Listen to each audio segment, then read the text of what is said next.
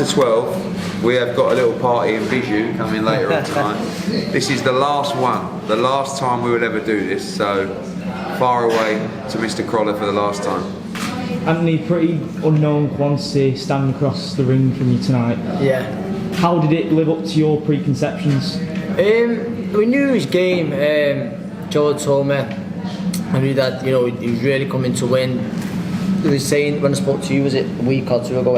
He was saying, he said, if we look, the distance says you might get him late. And then after a few rounds, I thought, you know what, I'll get him sort of midway. And the shots, Joe was telling me shots like to throw, and I knew it. They was shots to throw, but I just couldn't find them tonight. And after rounds 4 or 5, I thought, I just knew the time was right. And in my head I thought, God, I best make sure I win this. But I knew it was time there and then. Did you think? Did you feel any pressure at all on your shoulders into that fight?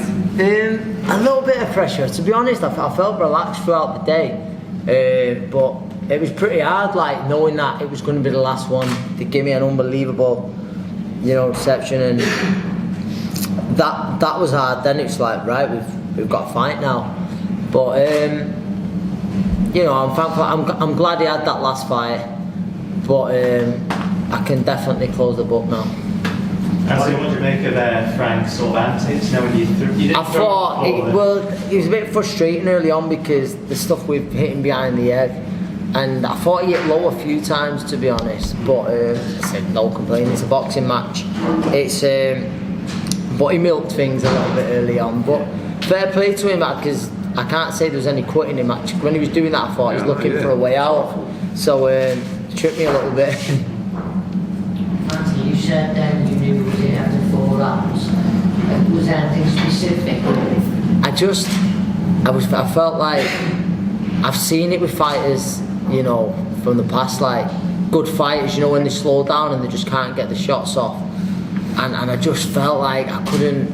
I'm normally quick at returning shots and Joe was saying like you threw the same shot 3 or 4 times and I didn't come back with it, and I just know I had a great camp. But it was all about what I've done there under the lights tonight, and I've definitely, it's now time. And I'll be honest, I've watched a few fights sort of coming through, and I'm thinking I don't want to hang around now and be a stepping stone. And I sort of spoke with you then. I don't want to be like, I'm not saying you do that, but you sort of become a name for someone, don't you? Like still that's the possibility. Yeah, but and that's it. I don't want to do that. Is it satisfying to know that at least you found that out there, didn't you? Yes, it is, because I can walk away knowing 100%. It was going to be my last one anyway. So no matter if I looked really good, it was going to be my last one, definitely. Like a lot of people didn't believe me, but it was always going to be my last one. But that's like, it's sort of what I think that's done. It's confirmed to people close to me you was a bit unsure. No, you was right. It is your last one. Closure. Yes, closure, Matt. Thank you. Yeah, do you know? I hope you don't mind me saying, like, when you boxed Brian and Jason Wellborn, and that's no disrespect to them. It was close. Yes, and that's it, because you wouldn't have had those fights.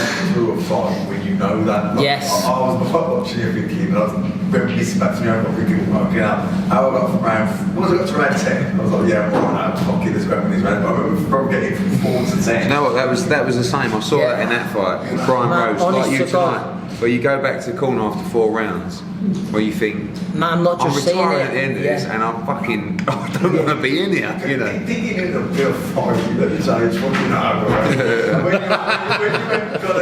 When you've like got nothing really coming at the end, you think, oh, that's the fucking point. But then you stay in it, and your pride keeps you there, and then for me, then you flash you, yeah. Yes, that sort of half happened there, but honestly, that is exactly what I thought. And with those 2 fights that I said, and I believe a few years ago, I think I would have got that guy out of there in 4 rounds. Yeah. So. And just an old opponent of yours popped up on Twitter, mentioning no names, but he was a fellow Scouser. Yeah. John Watson. Steve Jennings. But he's thrown his name back in the hat. if you're interested. No, he's after a bite. He's after a bite. Come on. What's the plan now, Anthony? Like, what do you want to do in retirement? I'm gonna. I'll be in my amateur gym Monday. I'll be in there with the kids. Loads with me tonight, and I'll spend a lot of time with them now, trying out sort of the coaching team there, bring a few champions through, and I said it all along. Boxing's a huge part of my life. I'll pop in the gym. Hopefully, like I'll help Joe out when he needs an hand, but I'll just have a little break from training. I'm always doing some kind of training, but actually punching and that. Eddie, how difficult is it for you when you have these attachments with fighters and it comes the time when they have to call it a day? Really good when they've achieved what he has. You know, I mean, I don't really know how we've done it, but it's a mixture of a little bit of good luck, a lot of hard work from Anthony, a lot of hustle, a lot of hustle from us, you know, a lot of great work from Joe. And actually, I didn't get a chance to go on the mic tonight after Crolla, but what I would have said was, without the people of Manchester, he wouldn't have even got those opportunities in the first place. It was only because we could get a good crowd in the arena to bring a world champion over that we even got the chance. So without the support, fighters sometimes don't realise, and well, fans don't realise that if you don't have support, you can't get the opportunities. It's really simple. Like, it doesn't matter how good you are. If you haven't got the backing of the fans, the TV companies, you can't bring the world champions over, because if Crolla couldn't sell a ticket, we could never have brought Darlis Perez over him, or Richard Abril originally. Yeah. So he did that. I mean, when he drew to Richard Abril, and you got, I thought he just nicked the fight tonight, right? But he got robbed against Richard Abril. No, Perez. Sorry, Darlis Perez. Yeah. Well, also Abril as well. We'll tell him he robbed us and all. And but Darlis Perez, he got robbed in that fight. So you know, you got to balance it out. But I think the greatest achievement with Crolla is it was like the momentum, and there's no one in Manchester since he cracked it in Manchester, which was basically even the Darlis Perez draw. Actually, you know what? It was probably the John Murray fight. That was really the big turning point, I feel like, in his career at the arena and in Manchester, where your tickets started getting to another level. And from there, like the journey of like continuous fights, you know, Perez, Barroso, Linares, Ramirez, Burns, Jordan, like and Lomachenko. It's happened so quickly. And the greatest achievement for him is, like, I think when you leave any job, career, whatever it is, to be able to sit on that sofa and just put your feet up and go, I couldn't have done any more. Like, he couldn't have got not one more drop out of his career. There's not one fight he could have, I don't think anything different could have happened. Like, he beat Perez in the first fight, he beat him in the second fight, he beat Barroso. Linares was a really close fight. I don't think he could have done any better against Linares. Couldn't have done any better in the Linares 2 fight. You know, beat Ricky Burns, beat Ramirez, beat Jordan. Couldn't have done any better than the Lomachenko fight. But when you see a fighter who could sit there with houses paid for, you know, putting his children through good education, happy, with a world championship belt on the wall. Now, this was never really meant to happen for Anthony Crolla, I've got to be honest. Like, when he boxed at the Bowlers, was it, against Kieran Farrell, like in front of 1,200 people to save his career. Like, and when he, you know, got his fractured skull and his broken ankle, well, it just weren't supposed to happen. So the greatest achievement is everything that he's achieved. When I talk about people overachieving, it's not because they're not very good. It's just that it weren't supposed to happen to him. He weren't an Olympic gold medalist who was given all these opportunities where everyone went, yeah, Crolla's going to win a world title, defend it, try and unify it, fill arenas. This is, for me, one of the great success stories of boxing, and also for us, because it's the one I'll probably look back on and go, how the fuck did we do that and end up with such a great life, and, you know, that money and those rewards. And it really comes down to, like I said, timing, good luck, but a lot of hard work and getting every drop out of, and there's nothing better to sit back and say, I couldn't have done any more. And he couldn't have done any more, but he achieved with it.